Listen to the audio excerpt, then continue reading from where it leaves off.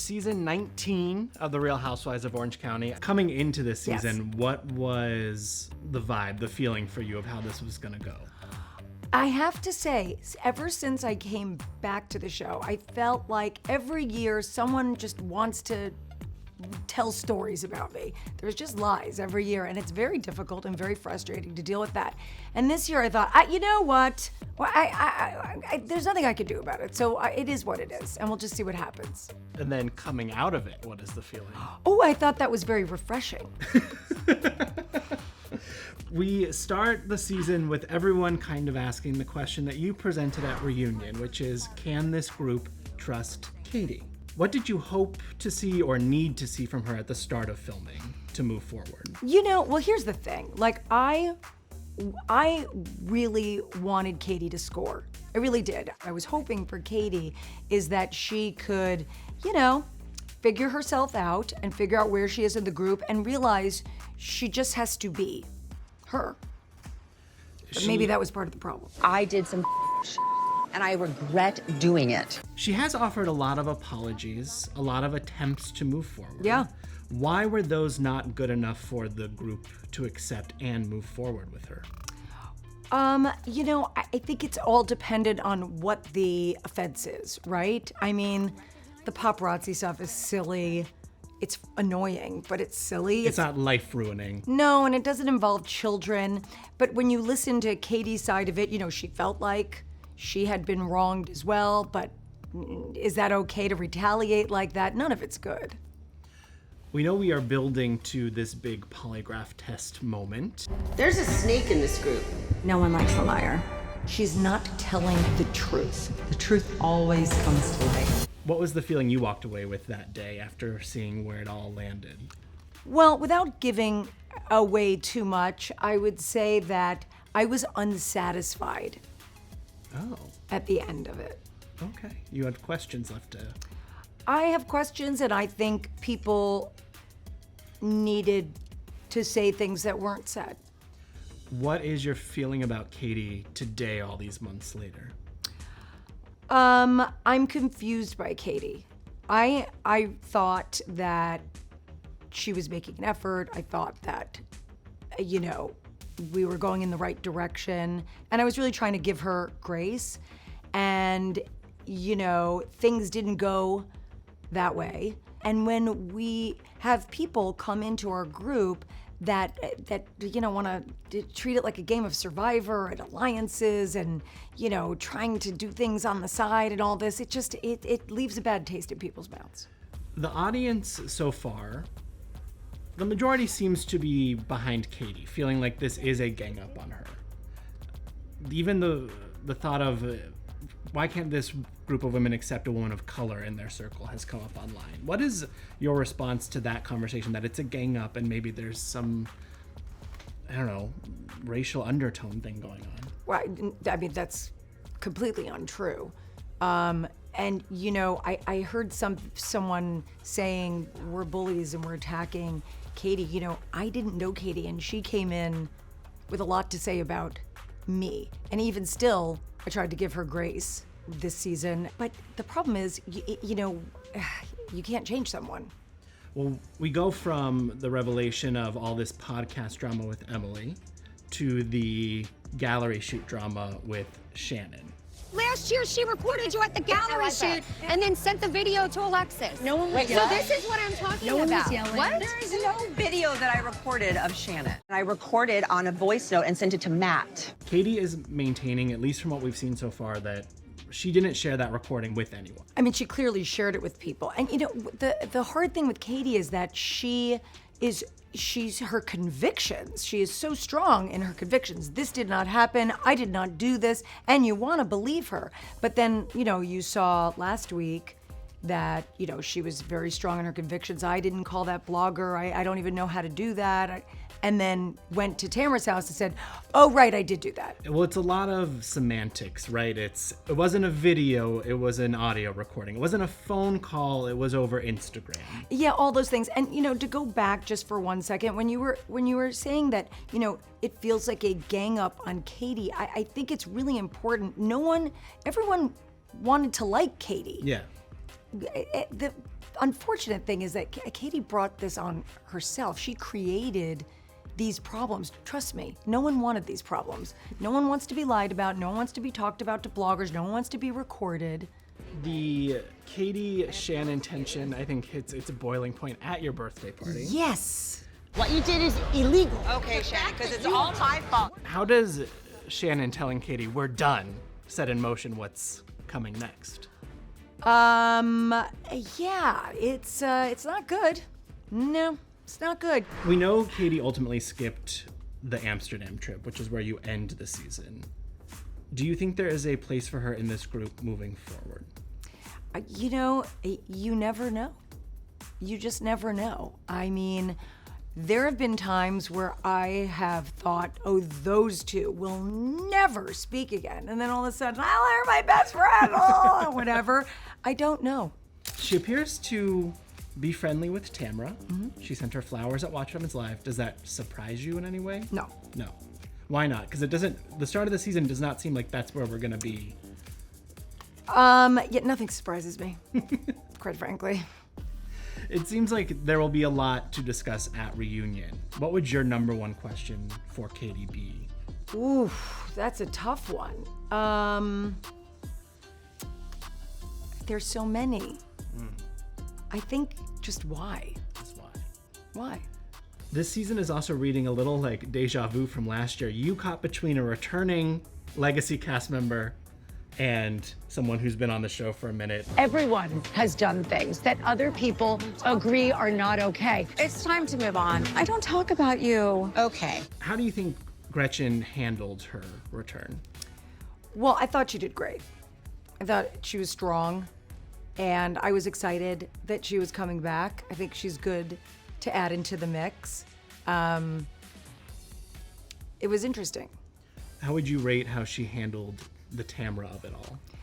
I mean, I think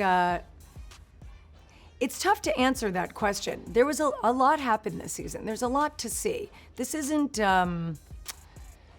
it's so layered. I think when you have relationships with people for this many years, and I know I keep saying it's layered, but it's true, you know, they were friends so many years ago. And then when I joined the show, you joined in the sweet spot where they were friends. that's the thing. And that's what's so hard for me to assimilate a lot of the problems is that when I was around, they were friends. We laughed a lot. We went on trips together. We went on Tamra's bachelorette party. We have some funny stories that when we, even this season, would talk about when we were all together, and we would laugh, and it was so silly and so fun. So that's my memory of them together. So then, all this period of time that they haven't been together and things reignited and then they come back together again on the show, it's like, it's difficult for me to figure out their path. Tamra seemed to be in a place where she's like, let's just wipe the slate clean and forget the past. And Gretchen is in a place of, well, no, I have a lot of the past I need to unpack with you. Did we get it unpacked this You're gonna have to watch that journey. Okay. We get in the trailer this et tu brute moment, it looks like, between you and Gretchen. Make it make sense. Why? What takes us to that point where she seems almost broken? Yeah, it's a very odd ending. It's a very unexpected. There information that came out of, for me, really left field. From who? Members of the group. Which member? Blonde members. Okay, we've narrowed it down a little bit. And when sometimes when you get information, like Shannon always says, I need to process. And I think to a certain extent I'm the same way. But sometimes you have a visceral reaction to information, and that's what happened. Is it information brought up from one woman about another in the group? Yes. Okay. Yeah. On that note, you kind of get drawn into the Jenn and Tamra tornado. Yes. That woman caused so much pain. Why do you think she was so worked up about that? She was very loud at the restaurant. Look, I get it. She probably feels like, everyone's come after Ryan, well, especially Tamra for the last year or so, or 2 years. and she wants smooth sailing. She wants to feel like she can show up somewhere. I get that. I was really trying to just, what I thought everyone was going to say is, no big deal. We'll stay on that side of the party. We'll stay on this side of the party. It'll be fine. But, both of them were so, heated about it. How do you feel about, you've become the Tamra keeper of sorts. Everybody comes to you to talk through their issues with her, to call her out on her behavior and expect you to put her in her place. How do you feel about that becoming your position? Well, it's incredibly ridiculous and frustrating and inappropriate. I'm not Tamra's mother, nor am I her keeper. I'm her friend. And if someone's saying something untowards about her and I agree, I'm going to agree. If I don't agree, I'm not going to agree. But that's not my job. Yeah. It is not my job to hold another adult accountable for their behavior unless they're my actual adult child or my husband, perhaps. Yeah. But even still. That's difficult. Yeah, I can't rein him in. We know that. But it's not my job, and I think it's an unfair ask. This all comes after Tamra has accused Jenn of essentially single white femaling her. Right. She bought a house 2 doors down from where me and Simon lived. Then she started going to Dr. Ambe. Then she went to the hair salon where I went and had my old hair extensions put in her head. Oh my goodness. Do you buy that Jenn single white female Tamra and had the extensions put in? You know what? Listen, when you sit with a friend and they're giving you a laundry list of these things that happened there, and then this happened, and then that, and you go, oh my gosh, that's crazy. And then you sit with the other friend, they go, oh, well, that's not what happened. This, and you go, oh, you know what I mean? You're reacting to what the information you have in the moment. Of course. And of course, I'm trying to make light of it. On that note, I want to give you the chance to say your piece on this because there is some upset online in the bringing up old photos of Jenn and kind of body shaming her that you didn't say, Tamra, let's not do that. She was heavy. Oh, yeah, she's totally different. Totally different. But good for her. Listen, there's a lot of pictures of me all over the place. I mean, terrible hair, 40 pounds heavier or something. We all have pictures like that. But I think it would be different if I was there snickering and laughing and making fun. That wasn't the case. And also, you have to understand, I was at Tamra's house for quite some time, and there were many conversations being had, and we were also talking about Teddy and her health and what was going on there, and we were talking about other things, and then she was giving me a laundry list of things that she felt Jenn was trying to be her, and all these different... was exploding everywhere. And then I was dropping champagne. I did not know you were such a klutz until these last 2 seasons of the show. Who knew? But I'm saying contextually, yeah, I mean, I wasn't laughing at it that's so funny, look at her. But it's easy to pick a moment and say that's not okay. And of course, look, Jenn's a gorgeous girl, and I would never want to hurt her feelings. So, I would apologize to her if her feelings were hurt. But I didn't, even when I watched it back, it didn't play like that to me. And then rumor has it your birthday party takes an even more dramatic turn because Tamra brings maybe a ghost from the past into the room. Yes. How does that go over? It doesn't go over well, and I didn't really understand it, and I can't tell you exactly why, because then you're going to know who the person is, but I thought someone had told me that people were all okay. So I knew this person was coming, potentially, and didn't think anything of it. Word on the street is maybe it's an OG of the OC. Could be. Okay. On the personal story front, you are selling a home you never got the chance to actually live in. We did live in it for a year, and then we moved out when I thought we were about to begin, and our contractor came in $8 million over budget. So you said, not worth it. It was more than that. I was then going to have to pivot and start over with a new contractor, which we were already delayed, and then the fires happened, and there were just a lot of factors that contributed to it. And then we sat down and went, okay, what are we doing? Hi, kids. Only you can make this happen. I'll give Josh a higher commission if he goes down here. So what's the plan from here? Are you just high-rise living? I love it. Okay. I love it so much. I never want to see a blade of grass again.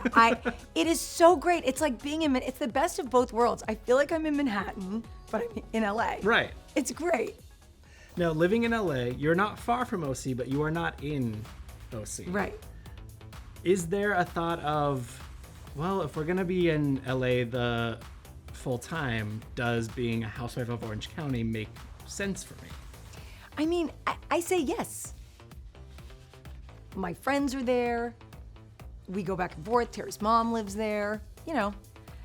By the way, what's always so funny to me is this distance thing, right? Right. It could take as long to get from Newport Beach to Kodo as it does from Newport Beach to LA. There is one of those Facebook rumors going around that this is your final season. That you've Yeah, made the I saw decision. that too. I was like, Okay. wow. It would be presumptuous to make that announcement going into the season. Yes, I'll tell you this. If there's an announcement to be made, you're gonna hear it from me. And there's no announcement. Would you rather be a housewife of Beverly Hills? You end this year on the cast trip, which has been described as kind of out of left field. You spoke a little bit about this, but it's a strange ending. What were you processing as you wrapped things up? You know, it's hard to answer the question without answering the question, but I'll tell you, you remember when I came back to the show and I told you, you asked me why'd you come back? And I said, I feel like I can use this platform for good. I feel like I can show my normal family and maybe start conversations in other people's family. And I really feel like we've been able to do that. And I love that. And I love the platform that we have been able to use for good. And there were things that happened that just shook me. Made you question, is this worth it? That made me go, this hurts why I'm here.